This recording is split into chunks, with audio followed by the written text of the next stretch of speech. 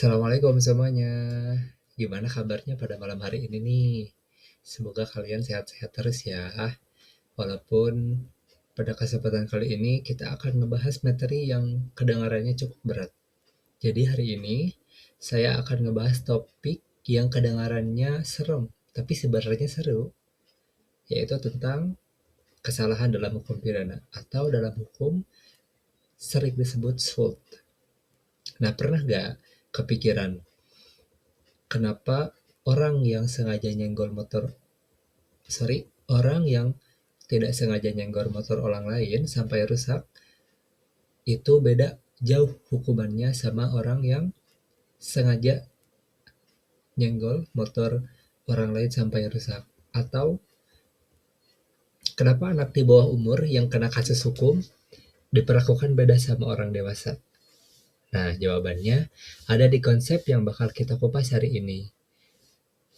Soal dolus, kesengajaan, dan kulpa, kelalaian.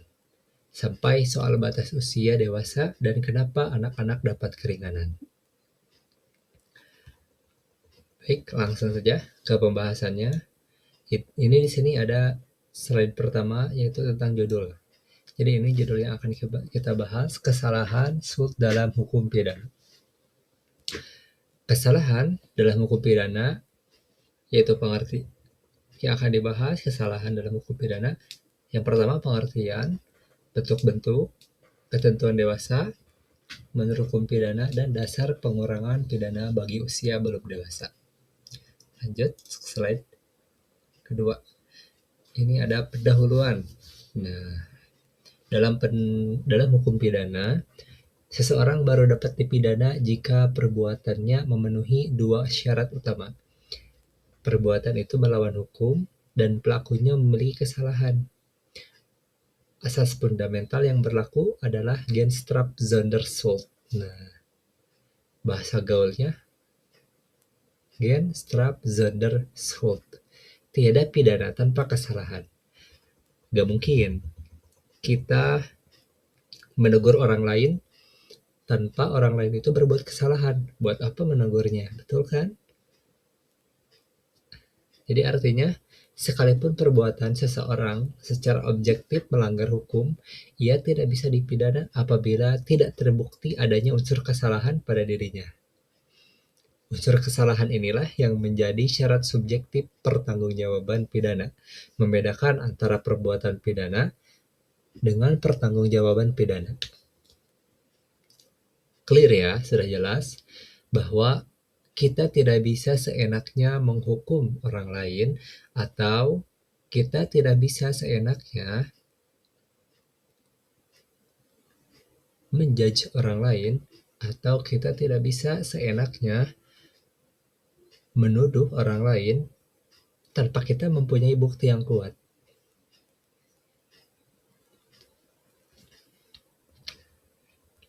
Lalu yang selanjutnya ada pengertian kesalahan.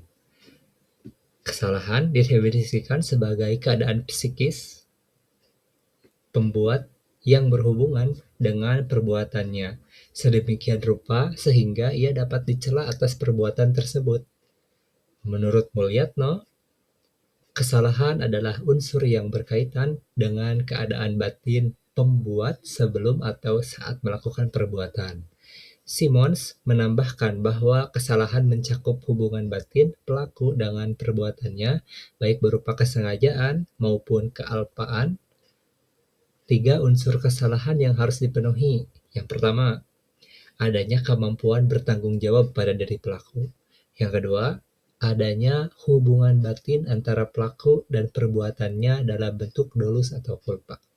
Yang ketiga, tidak adanya alasan pemaaf yang menghapus kesalahan. Ini penting untuk digarisbawahi bahwa kesalahan dalam hukum pidana dipahami secara normatif, bukan sekedar gejala psikologis semata. Dengan syarat-syarat yang tadi, ini adalah bentuk untuk kita bisa menyatakan bahwa orang itu bersalah dengan 3 syarat yang sudah Simons tambahkan dalam pengertiannya Mulyatno.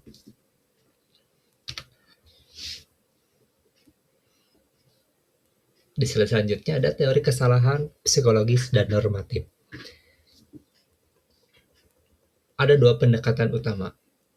Teori psikologis memandang kesalahan murni dari hubungan batin pelaku dengan akibat perbuatannya, sejauh mana ia menghendaki atau mengetahui akibat itu.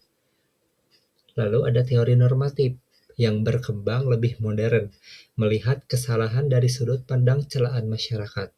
Apakah apakah pelaku dalam situasi tersebut sebenarnya bisa berbuat lain atau dapat dicela karena tidak melakukan yang seharusnya. Pergeseran dari teori psikologis ke normatif penting karena teori psikologis tidak mampu menjelaskan kasus-kasus tertentu. Misalnya, pelaku yang sebenarnya tidak menghendaki akibat tetapi tetap dapat dicela karena kurang hati-hati. Nah, ini bisa kita contohi. Jika di perjalanan kita sedang membawa motor, tapi dalam keadaan mengantuk, kelalaiannya, kulpanya sudah kita dapati ya, dalam keadaan mengantuk.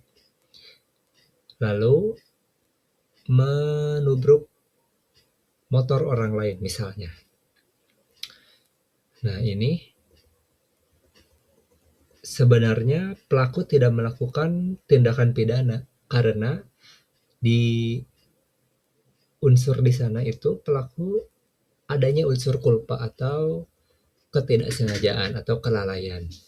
Nah, ini yang bisa menjadi pertimbangan apakah pelaku ini bisa dipidana atau tidak. Ya mungkin pada prakteknya banyak masyarakat yang seperti itu pada akhirnya diselesaikan dengan kekeluargaan atau biasanya minta ganti rugi dengan apa yang sudah diperbuatnya. Misalkan kerugiannya berupa bodinya yang cacat. Itu biasanya si korban atau orang yang kena motor tersebut itu meminta untuk uang ganti rugi tersebut. Jadi tidak berhak untuk dilakukannya pidana. Lanjut ke slide selanjutnya. Ada bentuk kesalahan. Dolus kesengajaan. Dolus berasal dari konsep willens and wantons, menghendaki dan mengetahui. Pelaku dengan sengaja menghendaki perbuatan sekaligus mengetahui akibat yang akan timbul darinya.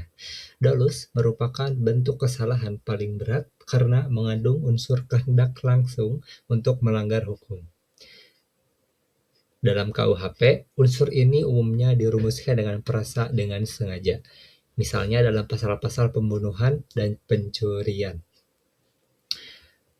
Sudah jelas bahwa segala perbuatan yang disengaja dan mengakibatkan kerugian itu dapat dipidana. Contohnya, mencuri motor, membunuh, atau merugikan orang lain dengan unsur kesengajaan itu dapat dipidana.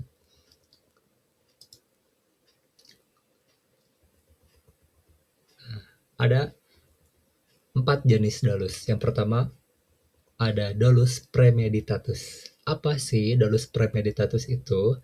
Dolus premeditatus adalah kesengajaan yang direncanakan terlebih dahulu, ada jeda waktu untuk berpikir sebelum bertindak. Relevan misalnya pada pasal 340 KUHP yaitu tentang pembunuhan berencana. Lalu yang kedua ada dolus directus. Dolus directus adalah kesengajaan sebagai maksud di mana akibat yang terjadi memang menjadi tujuan utama pelaku. Lalu yang ketiga yang ketiga ada Jagerheitsbewustzijn. Dolus dengan kesadaran kepastian. Jagerheitsbewustzijn atau dolus dengan kesadaran kepastian ini adalah pelaku yang yakin akibat pasti akan terjadi meskipun bukan tujuan utamanya. Lalu yang keempat ada dolus eventualis. Dolus eventualis adalah pelaku menyadari kemungkinan akibat terjadi dan tetap menerima risiko tersebut meski bukan kepastian.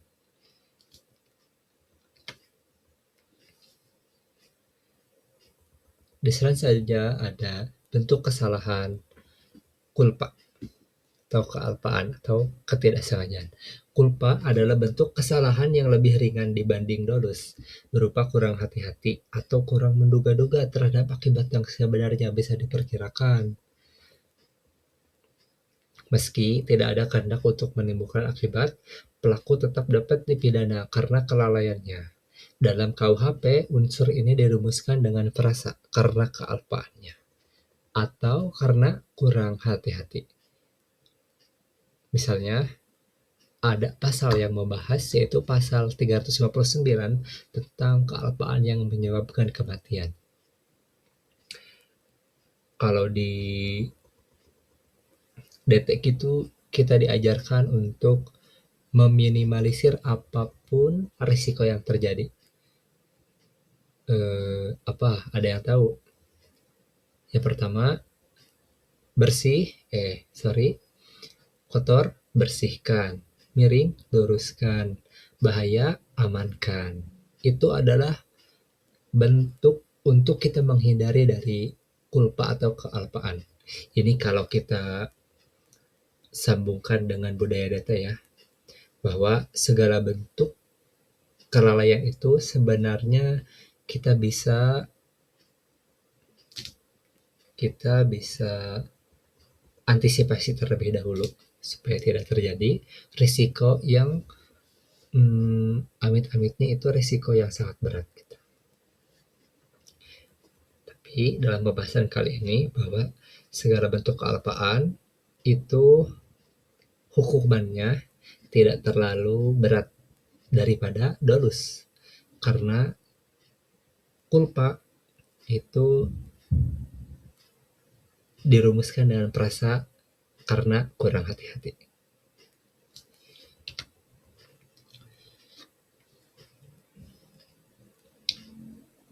Nah, ada dua jenis kulpa.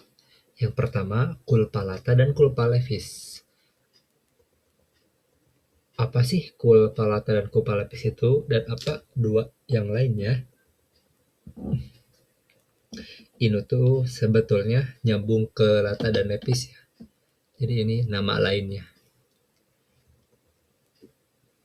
Kulpa lata adalah kealpaan berat atau kasar, tingkat kelalaiannya yang signifikan. Nah, berarti kulpa lata ini tingkat kelalaian yang tinggi.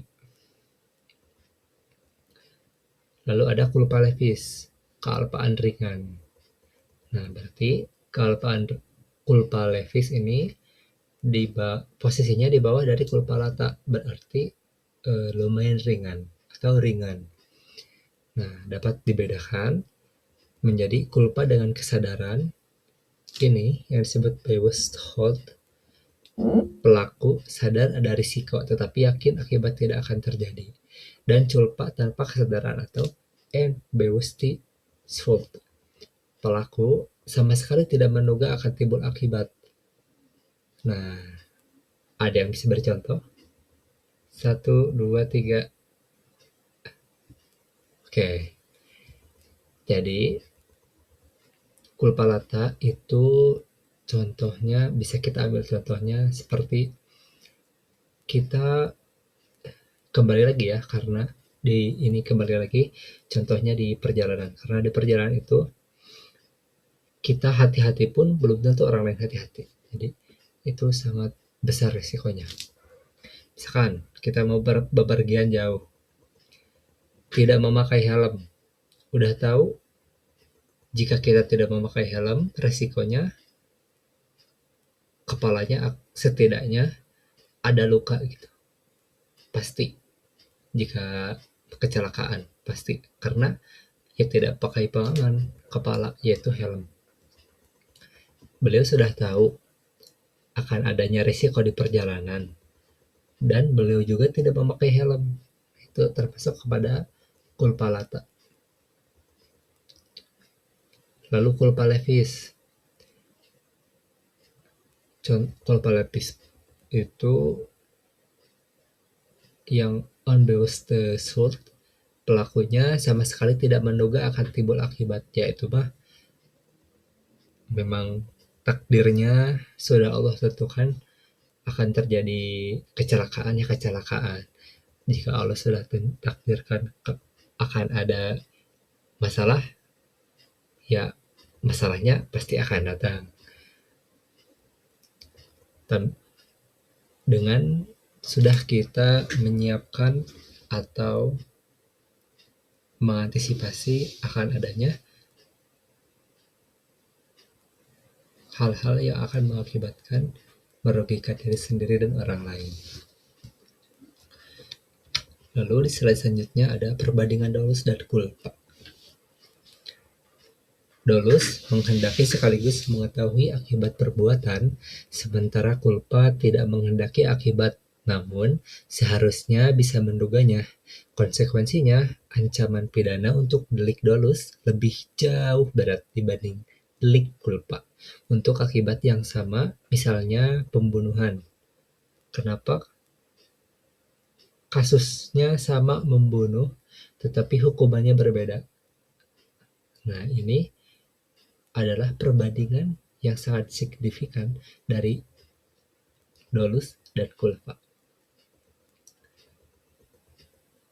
Yang mana dijelaskan dalam pasal 338 tentang yaitu ancaman hingga 15 tahun dibanding kealpaan menyebabkan kematian. Pasal 359 ancaman maksimalnya 5 tahun.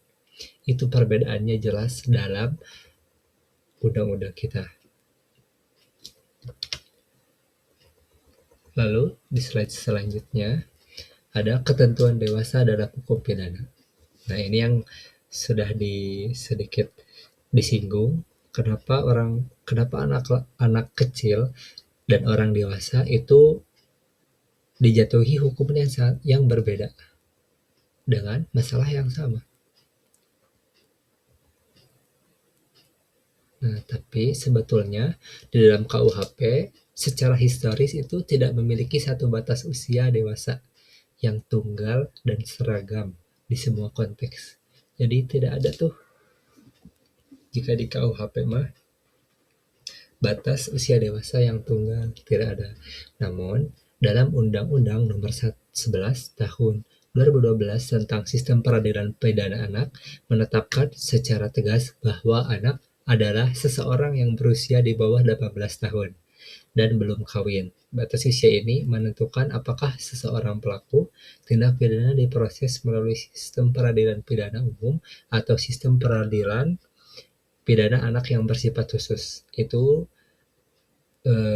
kalau anak-anak usianya di bawah 17 tahun, artinya dia belum cakap hukum. Jika melakukan kesalahan, itu ada namanya pengawasan anak. SP, sistem pengawasan anak. Ya intinya ada diatur di sana.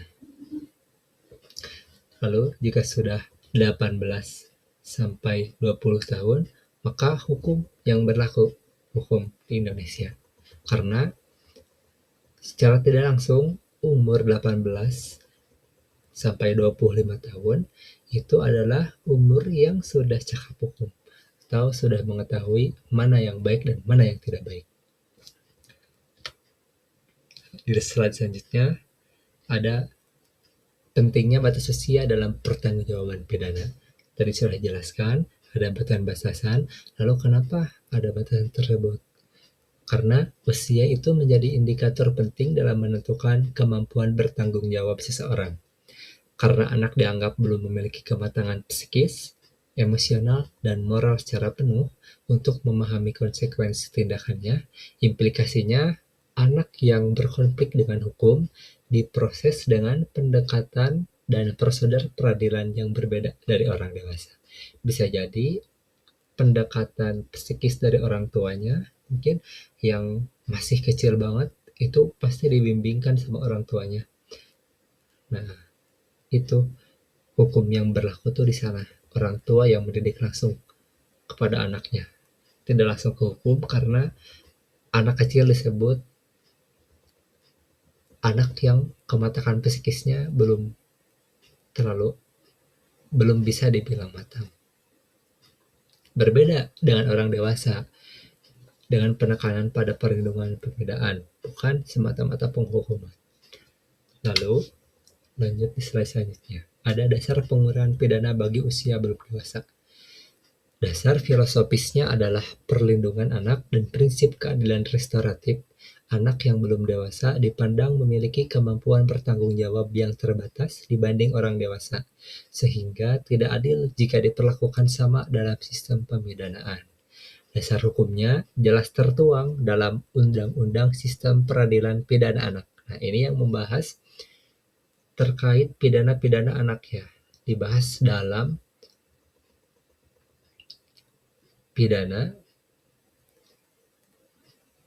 Undang-Undang Sistem Peradilan Pidana Anak. Itu tuh di dalamnya mengatur perlakuan khusus bagi anak yang melakukan tindak pidana. Lalu di slide selanjutnya ada bentuk pengurangan dan diversi. Nah, ini ada 4 bentuk. Yang pertama, pengurangan.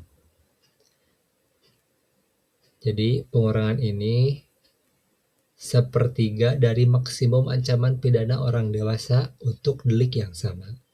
Lalu yang kedua ada diversi. Diversi sebagai mekanisme pengalihan proses peradilan formal ke penyelesaian di luar pengadilan. Bisa dibilang penyelesaian itu bisa dilakukan dengan musyawarah atau restoratif justice. Lalu ultimum, penempatan pidana penjara sebagai upaya terakhir. Jadi ultimum ini upaya terakhir untuk anak ya, dipenjarakan. Lalu yang keempat ada pembinaan. Nah, dalam upaya terakhir ini yang ultimum tadi tidak hanya semata-mata dipenjara, tetapi akan adanya dilakukan untuk pembinaan karena bertujuan untuk pemulihan bukan pembalasan. Makanya dalam tindak pidana itu ada penjara ya tujuannya untuk membina agar pelaku tidak melakukan kejahatan yang sama. Makanya ada penjara ya. Penjara itu bukan tidak semata-mata untuk memenjarakan seseorang, tetapi lebih dari itu. Walaupun pada kasusnya berbeda-beda ya, tetapi tujuan pada akhirnya penjara yaitu untuk membina seorang yang melakukan pidana untuk menjadi lebih baik lagi dan tidak melakukan kesalahan yang sama. Baik-baik dia menjadi orang yang soleh, baik-baik dia menjadi orang yang baik, atau lebih baik dia menjadi orang yang mendakwahkan bahwa kejahatan yang sudah ia lakukan itu sangat tidak boleh dan mungkin melarang atau ya baiknya dia itu menjadi orang yang bisa mengetahui bahwa perbuatan yang sudah dilakukannya itu tidak baik. Nah, sudah tidak kerasa kita sudah sampai kepada kesimpulan kesalahan SULT. Kesalahan SULT merupakan syarat subjektif yang menentukan dapat tidaknya seseorang dipidana sejalan dengan asas tiada pidana tanpa kesalahan. Dolus dan culpa menjadi dua bentuk utama kesalahan dengan konsekuensi hukum yang berbeda. Dolus lebih berat karena mengandung kehendak, serta culpa lebih ringan karena hanya kelalaian. Sementara itu, batas usia dewasa dan pengurangan pidana bagi anak mencerminkan asas perlindungan dan keadilan dalam sistem hukum pidana Indonesia. Mungkin sekian yang dapat saya sampaikan. Kurang lebihnya mohon maaf. karena kekurangan datangnya dari saya pribadi dan kelebihan datangnya hanya dari Allah Subhanahu wa taala. Sekian dari presentasi pada hari ini. Semoga teman-teman tetap semangat dan selalu dalam lindungan Allah Subhanahu wa taala. Amin ya Allah ya rabbal alamin. Wabillahi taufiq wal hidayah. Assalamualaikum warahmatullahi wabarakatuh.